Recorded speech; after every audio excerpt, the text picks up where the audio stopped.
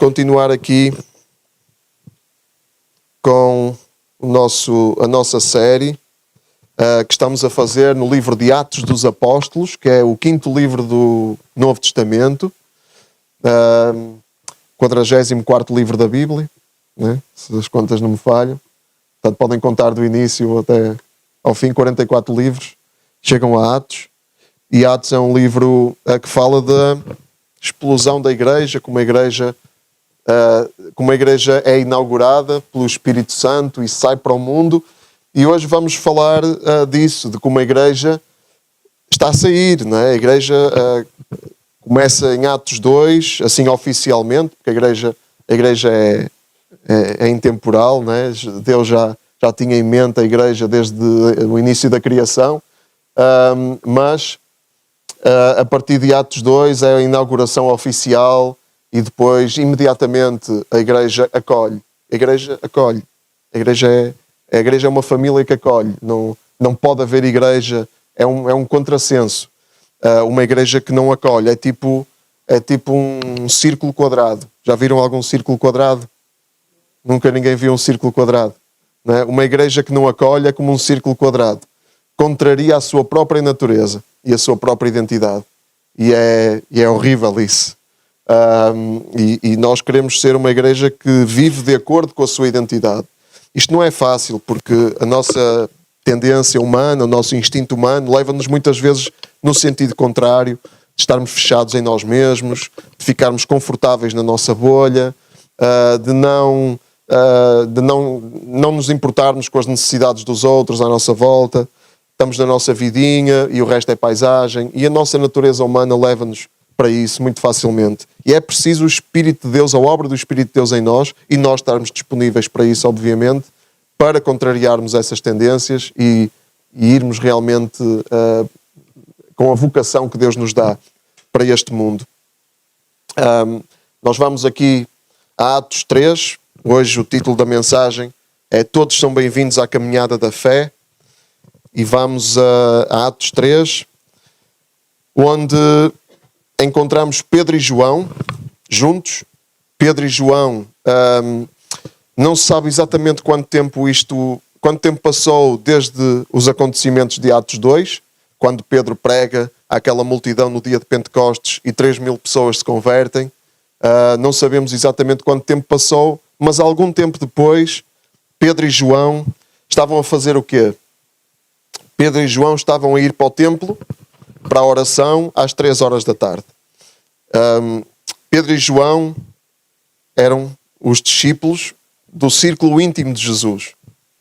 Além de Tiago, eram os discípulos que Jesus chamava para estarem assim naquele círculo mais íntimo, quando Jesus queria revelar alguma coisa de mais especial, como no Monte da Transfiguração.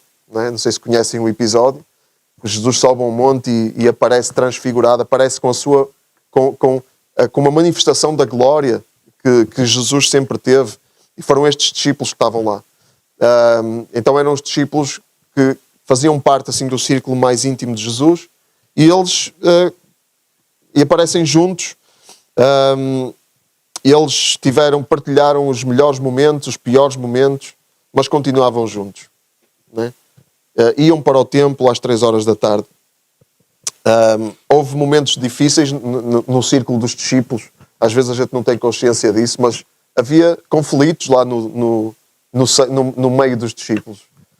Por exemplo, uma vez João e o seu irmão Tiago foram pedir para se sentarem. Aliás, foi a mãe deles até que foi lá pedir a Jesus para se sentarem nos lugares de honra quando Jesus estivesse a reinar. Os outros discípulos não gostaram nada daquilo, porque sentiram que estavam a querer ultrapassá-los, e estavam a querer os lugares de honra e deixá-los para trás. Então havia aí picardias no meio dos discípulos. Às vezes a gente não pensa muito nisto, mas eram 12 pessoas e não eram 12 pessoas perfeitas, muito longe disso. Discordavam, tinham momentos difíceis de tensão. Pedro depois também negou Jesus. E João, não sabemos o que é que se passou na cabeça de João, não é? Quando Pedro negou Jesus. Mas João foi com Jesus até ao fim. E Pedro não. Pedro negou Jesus. Mas estão eles aqui na caminhada, né? Na caminhada cristã. E continuam juntos, continuam amigos, continuam irmãos. E isto é uma lição para nós. Né? Porque na nossa vida, como família, também temos estas dificuldades, muitas vezes. Né? Às vezes há tensões, às vezes há conflitos, às vezes há momentos difíceis. Há sentimentos que vêm ao nosso coração que não são bons, mas continuamos juntos. Né? Família é isso. E eles estavam juntos e iam ao templo para orar, para a oração. Isso é outra coisa interessante, porque eles iam para a oração às 3 horas da tarde. Isso era uma tradição judaica, era da religião judaica. Isto tinha um lado muito... Enfim, eles continuarem nestas tradições diz duas coisas. Uma coisa não tão boa, ou uma coisa até má, e uma coisa boa. Uma coisa não tão boa é que eles continuavam presos à tradição. E nós sabemos que eles continuavam presos à tradição porque depois, mais para a frente, e nós vamos ver isso, eles tiveram muita dificuldade em largar algumas tradições. E Deus desafiou-os a largar algumas tradições. Uma das tradições mais difíceis para eles de largar, que tinham mesmo de largar, era de deixarem de selecionar os alimentos que tinham de comer. Porque isso era uma parte muito importante da lei do Velho Testamento, da lei de Moisés. E Deus dá uma visão a Pedro com um lençol cheio de animais e diz: Pedro, mata e come. E Pedro: não, Senhor, eu nunca comi nada impuro. E Deus diz: não chames tu impuro aquilo que Deus purificou. E isso foi uma revolução na mente dos discípulos e na vida dos discípulos e na cultura deles.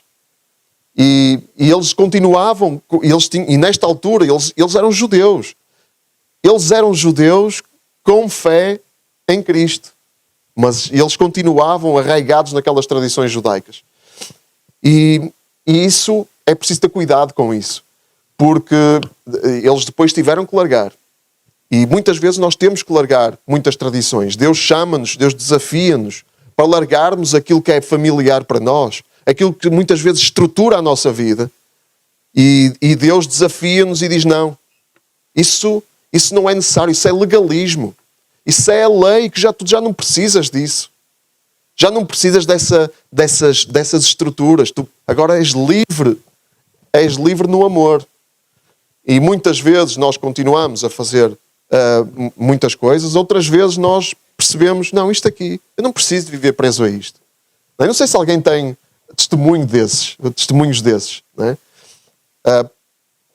Por exemplo, eu não sou desse tempo, mas houve um tempo, e não há muito, em que no mundo evangélico era obrigatório, as mulheres não podiam usar calças.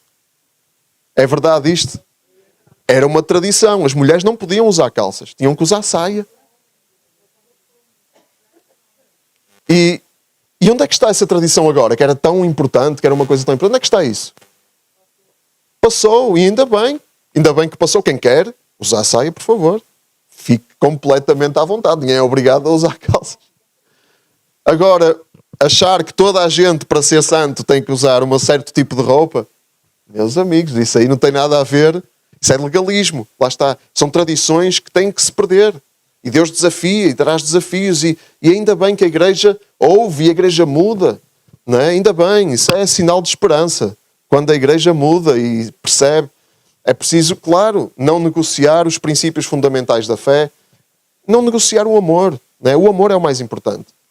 O amor, a verdade, o amor que se manifesta em compaixão, que se manifesta em verdade, que se manifesta em santidade. Mas é isso, é preciso ter cuidado com isto. E Pedro e João, lá iam eles ao templo, lá iam eles àquela horinha, àquela hora certa. Eles continuavam também agarrados ao templo, né? O templo era muito importante na cultura judaica e na religião judaica. O templo era a presença de Deus, né? Era a presença de Deus. E eles continuavam com esta coisa do templo. Depois Deus tratou disso. Sabem como é que Deus tratou disso? Sabem? O templo foi destruído no ano 70 pelo Império Romano e pronto, acabou o templo. E já ninguém anda preso ao templo. Claro que depois os judeus arranjaram outras formas de continuarem presos à lei, e ainda hoje estão. Há um muro, que é o Muro das Lamentações, lá em Jerusalém, que é o que resta, né? E há essa ideia, esse sonho, como se uma estrutura física fosse determinante para a fé. Não é. As estruturas físicas não têm nada de especial, né? Isso já passou. Aquilo era só uma preparação, né? Quem é o templo? Somos nós, a igreja é o templo. Nós, as pessoas, são o templo. Estávamos a cantar sobre isso, não é? O povo do Senhor, verdadeiro lar. O povo do Senhor é o verdadeiro lar, é a nossa casa. Nossa casa somos nós. Não é este edifício. Mas eu estou aqui a divagar um bocado. Depois tinha também um lado positivo, não é? De eles continuarem em contacto com a cultura, não é? Eles continuavam lá no meio das pessoas. E era por eles estarem no meio das pessoas que depois aconteceram coisas incríveis com essas pessoas com quem eles estavam em contacto. Eles não se isolaram, não ficaram fechadinhos na bolha cristã. Eles estavam lá naquela cultura e continuavam em contacto com aquela cultura. Que é outra coisa que muitas vezes nós, evangélicos, temos uma tendência para nos segregarmos. Para ficarmos separados, escondidos. E não é essa a missão que Deus nos dá. Eles continuavam em contacto com as pessoas. E o que é que eles fizeram? Diz no versículo 2 que havia ali um homem no templo, colocado à porta do templo, chamado... Estou a ler em Atos 3, versículo 2, quem quiser acompanhar. Viu Pedro e João entrarem, pediu uma esmola, eles fixaram os olhos nele e Pedro disse: olha para nós. Olha para nós. E o homem olhou para eles pensando que ia receber alguma coisa. Então Pedro disse-lhe: não tenho prata nem ouro, mas vou-te dar aquilo que tenho. Em nome de Jesus Cristo de Nazaré, eu te digo, levanta-te e anda. E o que é que aconteceu depois? Versículo 7. Pedro depois pegou na mão direita do homem, ajudou a levantar-se, e nesse mesmo instante os pés e os artelhos ficaram fortes, e ele pôs-se de pé num salto, começou a andar. Eu perdi-me aqui. Desculpa. Começou a andar e entrou com eles no templo, caminhando, saltando e agradecendo a Deus. Toda a gente o viu andar e a louvar a Deus. Reconheceram que era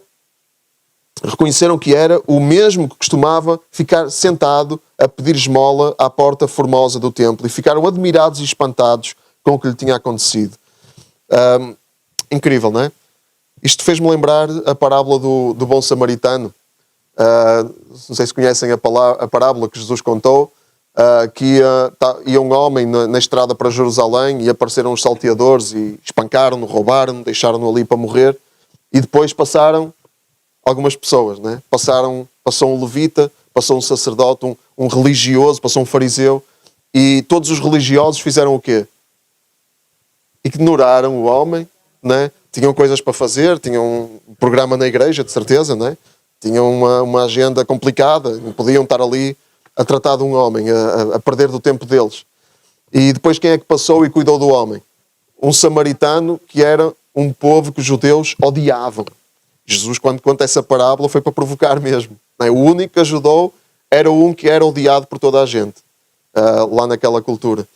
E fez-me lembrar esta parábola porque aqui eles passam e param, né?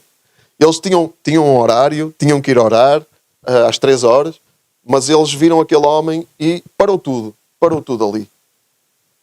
E olha, irmãos, eu senti-me muito... Senti-me assim um bocado culpado, sabem, por tantas vezes passar por tanta gente e não ter uma palavra, não ter às vezes um gesto. Nós, claro, temos vidas corridas e as nossas rotinas e os nossos horários para cumprir, mas muitas vezes nós não permitimos que Deus interrompa a nossa vida. Não é? Eu faço isso, eu não quero viver assim, não quero viver a ignorar as pessoas que estão à minha volta, e Pedro e João dão-nos este modelo, não é? Que isto nos possa inspirar. Quando passamos por pessoas, tanta gente aí que às vezes nos aborda e a gente não sabe muito bem o que fazer, né? Pessoas que nos pedem dinheiro, mas vão dar dinheiro, acho que dinheiro não é bom, não tenho aqui nada. Às vezes, já não sei se já aconteceu a vocês, mas...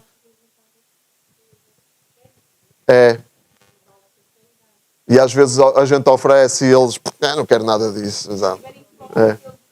Exatamente. Isso é uma forma, não é? Uma forma. Às vezes há pessoas pessoas de idade, que estão na rua e, enfim, há tantas situações. O arrumador de carros, no parque de estacionamento, não é? E nós precisamos de estar sensíveis, realmente, às pessoas que Deus coloca no nosso caminho. Pedro e João estiveram e Deus fez uma coisa incrível. Deus curou aquele homem. Deus cura. Deus continua a curar hoje. Amém? Acreditamos nisso? Deus cura. Irmãos, e nós não temos assim tantos paralíticos aí na rua a pedir esmola. Não temos, temos pessoas doentes e oramos pelas pessoas doentes.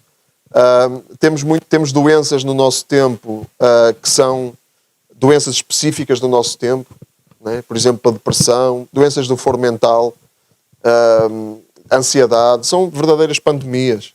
A depressão e a ansiedade são das doenças mais prevalentes no mundo e Deus quer chegar a essas pessoas, Deus quer curar, e nós temos algo incrível. Palavras de esperança, nós temos a palavra da esperança, nós temos Jesus Cristo e o amor de Jesus, e Deus quer nos usar. E quando nós permitimos que Deus nos use, e quando nós estamos sensíveis a que Deus nos dirija, o Espírito de Deus nos dirija, acontecem coisas incríveis. Né? O que é que aconteceu aqui? O que é que se gerou aqui? Primeiro, deslumbramento, maravilhamento. O que é que aconteceu aqui?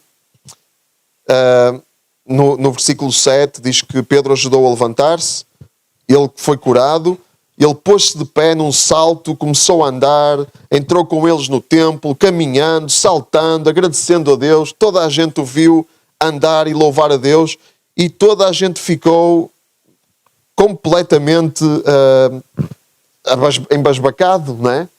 Porque eles sabiam que aquele homem estava ali, costumava estar ali sentado, eles conheciam aquele homem, toda a gente conhecia aquele homem e sabiam que aquele homem, ele não conseguia andar. E de repente vem aquele homem a saltar. E então gera-se isto, né? Gera-se alegria, gera-se deslumbramento, quando nós estamos sensíveis ao Espírito de Deus. Pode não ser desta forma, podemos não pegar em alguém, mas isso pode acontecer também.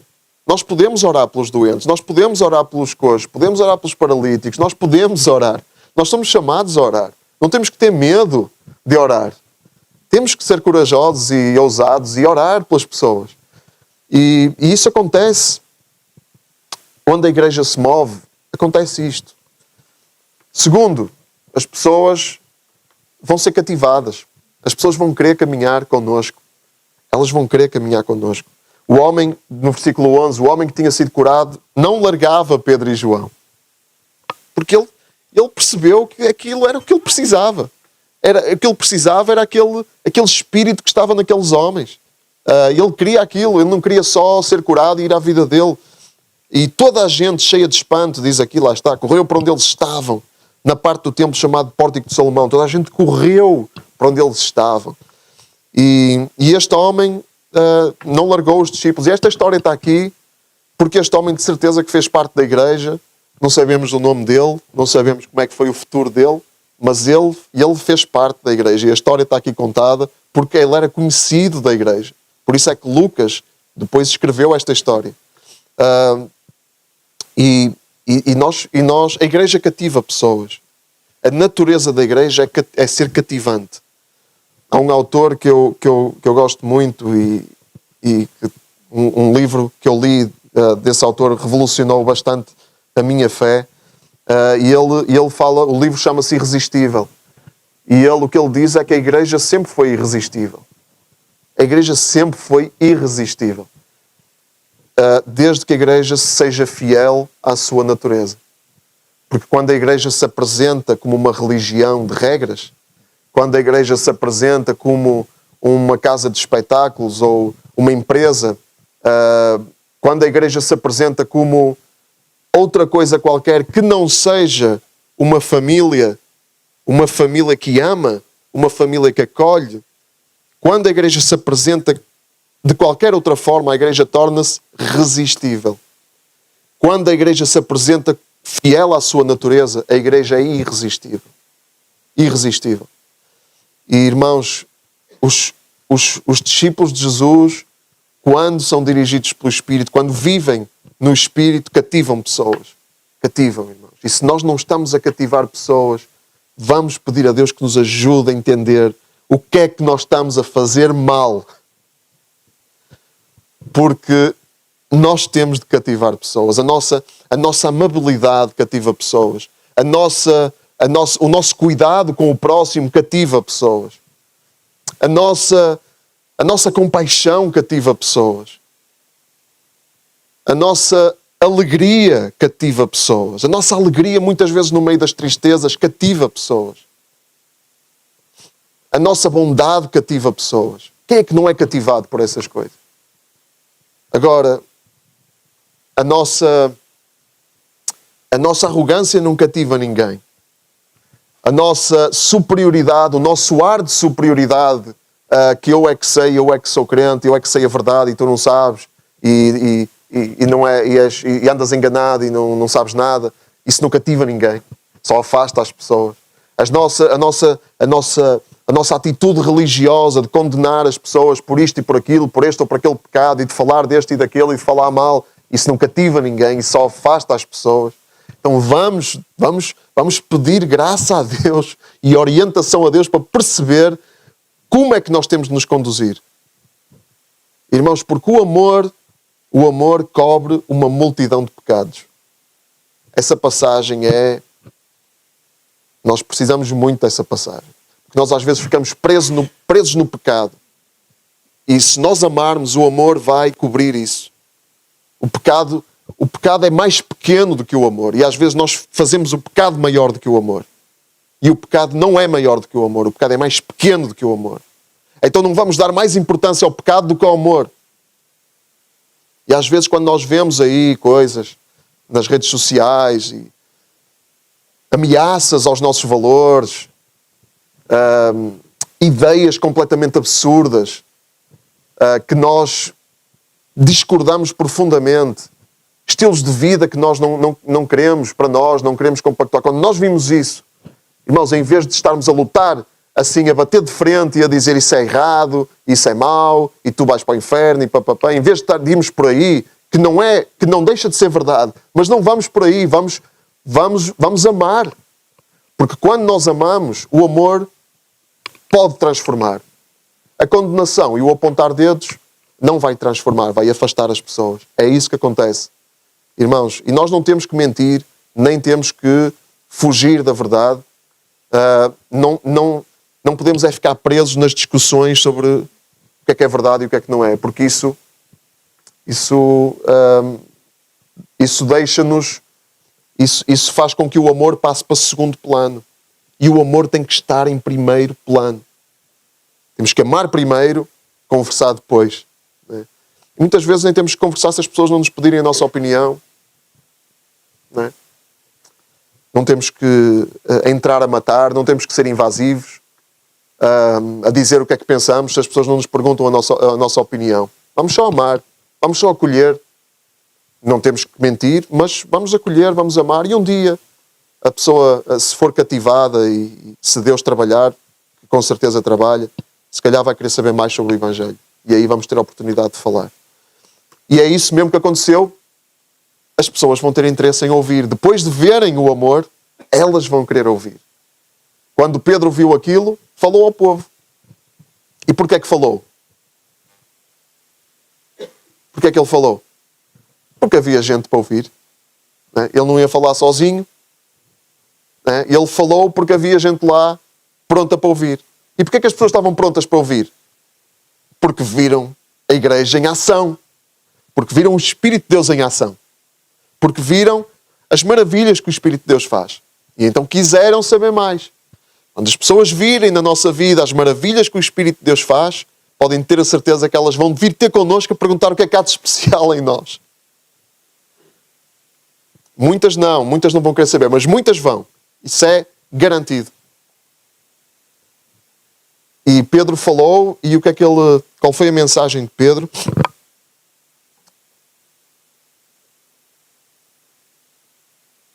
Pedro, a primeira coisa que ele fez foi tirar-se a ele próprio e a João da equação.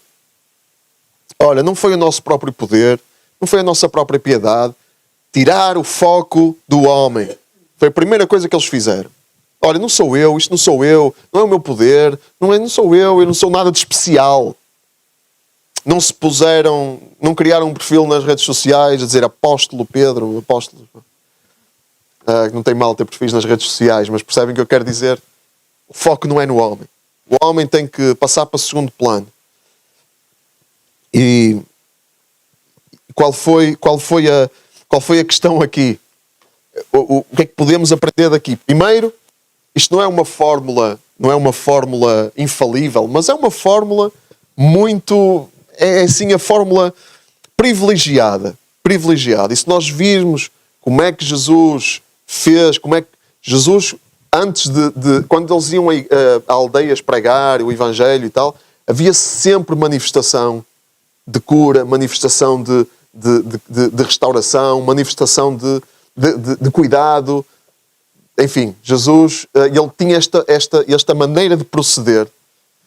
E depois, claro, as pessoas queriam ouvir. Então, a manifestação prática do amor. E irmãos, e falando da nossa cultura hoje, muito mais hoje, é assim. As pessoas estão fartas de palavras, estão fartas de pregações, estão fartas de palestras, estão fartas estão fartas de hipócritas, de gente que fala muito e que depois na prática não faz nada daquilo que prega. As pessoas estão fartas disso. Então elas querem ver para crer. E é mesmo assim que tem que ser. Elas têm que ver para crer. Ver Deus na nossa vida, ver o Espírito de Deus na nossa vida, ver os frutos do Espírito na nossa vida, e depois aí elas vão crer, elas vão ouvir. Então primeiro vamos amar, e vamos falar quando houver oportunidade também, isso é muito importante, a mensagem verbal. E esta é a vida em missão. E qual foi o conteúdo da mensagem de Pedro? Muito simples, versículo 13. Ele falou para aquele povo, ele falou para os judeus, Deus de Abraão, de Isaac e Jacó. Quando formos falar aí para as pessoas à nossa volta, as pessoas não são judias, certo? Algumas podem ser, né? Mas a maior parte das pessoas não são judias. Então elas não sabem nada sobre Abraão, sobre Isaac, sobre Jacó. Não sabem nada disso. Portanto, isto foi uma pregação adaptada àquele auditório. Foi uma pregação adaptada àquele público. Deus dos nossos antepassados quis assim glorificar o seu servo Jesus, aqueles que vocês entregaram às autoridades. E quando Pilatos o quis soltar, recusaram. Recusaram aquele que era o santo, o justo, e pediram a liberdade para um criminoso. Desse modo mataram quem dá a vida, mas Deus ressuscitou e nós somos testemunhas disso. Irmãos, isto é o Evangelho. Mataram quem dá a vida, mataram o Filho de Deus, mataram Jesus, mas Deus ressuscitou e nós somos testemunhas disso. Está aqui a mensagem do Evangelho.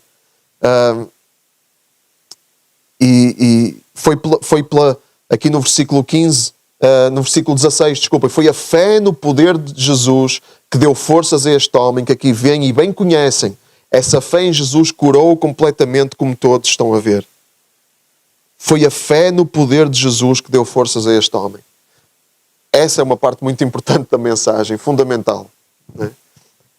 Aquilo que acontece não é pelos nossos lindos olhos, não é pelas nossas estruturas, não é pelas nossas não é pelas nossas fórmulas, não é pelas nossas não é pelo que está pelo que nós apresentamos. É o poder de Jesus que transforma vidas. Isto é muito importante. Nós temos que transmitir esta mensagem. E quem é que tem testemunho aqui do poder de Deus que transformou a sua vida? Amém? Foi a fé no poder de Jesus que transformou a minha vida. É essa a nossa mensagem. Não foi a minha força de vontade, não foi a minha inteligência. Eu não sou nada, não tenho poder nenhum. Isso, enfim, isso as pessoas ficam perplexas com isso. Eu lembro-me quando Deus me tirou das drogas, né? E quando eu deixei essa vida, os meus amigos que andavam comigo nas drogas e tudo isso, e viram aquela transformação, isso é uma bengala, a religião e tal. Isso era o que eles diziam para se convencerem a eles próprios que alguma coisa de incrível não tinha acontecido. Porque a transformação é radical demais, é visível demais, e as pessoas não querem. Elas não querem encarar isso. Porque se elas encaram isso, elas têm que tomar uma atitude e uma decisão. Então querem negar. Mas as evidências falam por si. Não é? Quem tem um testemunho, o testemunho fala por si. É prova, é evidência. E Deus, Ele faz isso. Ele transforma-nos para nós sermos testemunhas. E depois o apelo. Né? O apelo também faz parte da mensagem. Arrependam-se, mudem de vida, para que Deus perdoe os vossos pecados.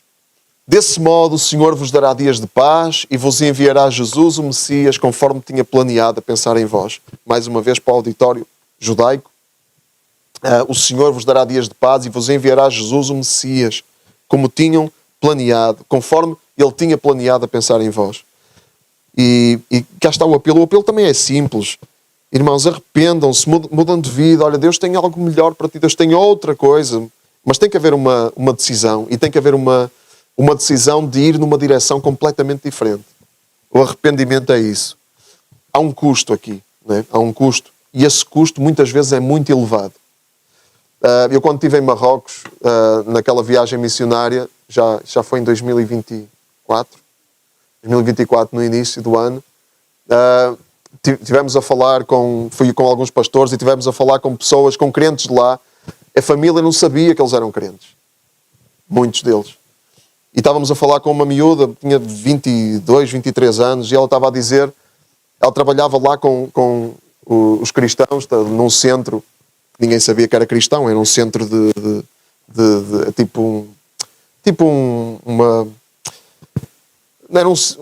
era um centro onde iam crianças, onde davam aulas de música e assim.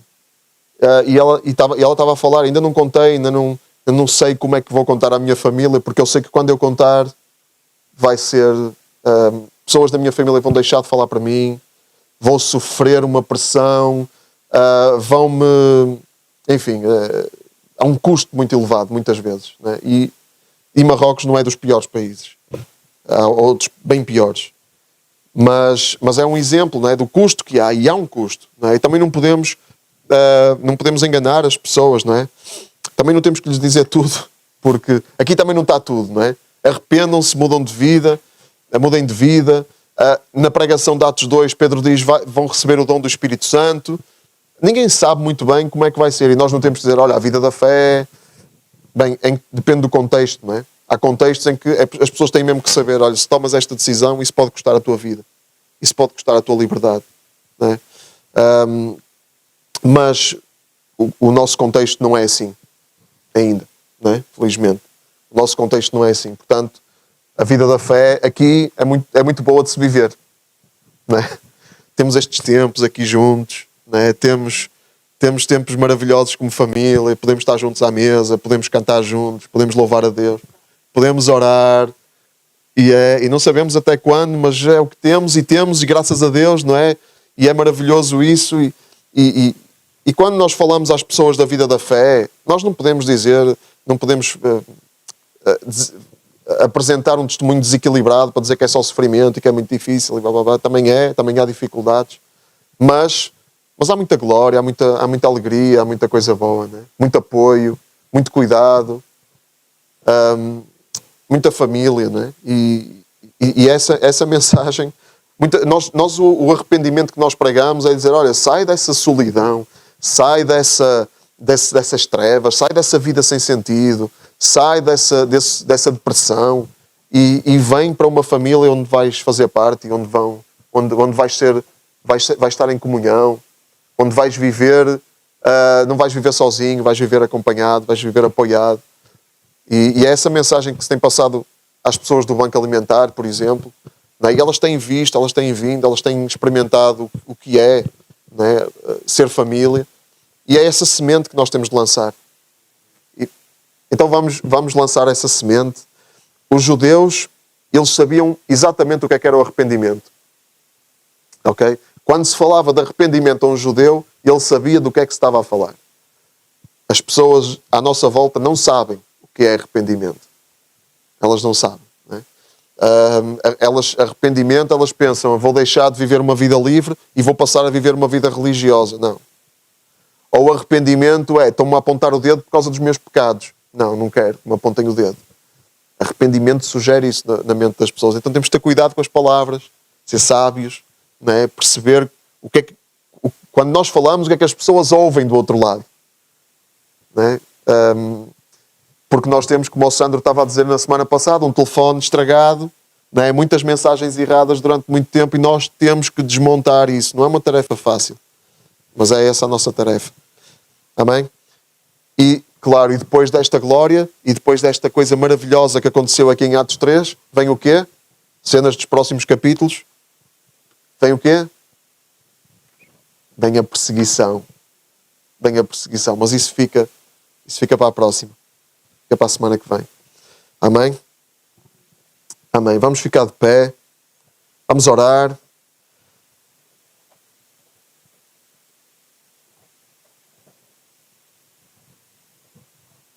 Olha, vamos orar por transformação de vidas. Vamos orar em grupos, para variar. E vou convidar-vos a partilharem o nome de alguém, de alguma pessoa que conhecem, com quem até já podem ter partilhado o Evangelho, alguém que já convidaram para a igreja, que até se calhar já esteve cá. Partilhem o nome de alguém. Vamos orar por essas pessoas. Vamos orar para que o Espírito de Deus transforme a vida delas. Vamos pôr em prática aquilo que nós ouvimos. Vamos começar já a pôr em prática, que é manifestar o amor de Deus através das nossas orações.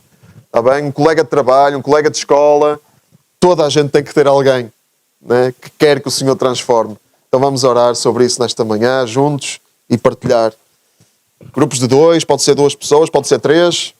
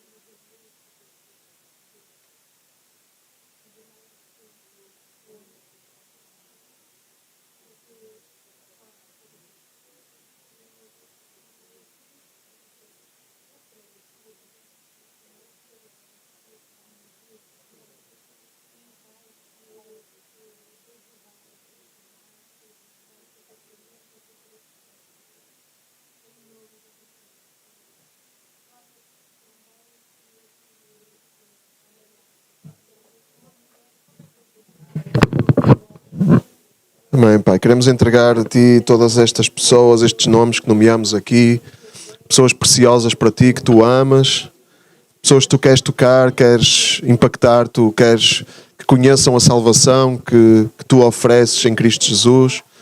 E pedimos-te, Deus, que nos dês a nós muita graça, muita sabedoria, acima de tudo que o Teu amor possa se materializar na nossa vida, Deus, nós possamos encontrar formas de manifestar o Teu amor, formas criativas, manifestar o Teu amor para todos os que nos rodeiam. Deus, e que dessa forma que haja receptividade, que haja corações abertos, que haja solo fértil, que haja ouvidos atentos para ouvir a mensagem do Evangelho. E é aí, Pai, que nós tenhamos a noção e a clareza de espírito para saber partilhar essa mensagem, para saber falar essa mensagem, não complicar o que é simples e falar aquilo que é a realidade, que Cristo, Ele deu a sua vida para que nós pudéssemos ter uma nova vida. Cristo, Ele morreu para nós sermos livres da culpa do pecado e podemos viver com uma nova identidade, como novas criaturas. Deus, em nome de Jesus, que possamos realmente dar esse testemunho a todo o mundo, a todas as pessoas, e oramos por vidas salvas e transformadas pelo poder do Evangelho, Deus. Em nome de Jesus nós oramos, Senhor. Amém, amém, amém. Amém, amém. Amém.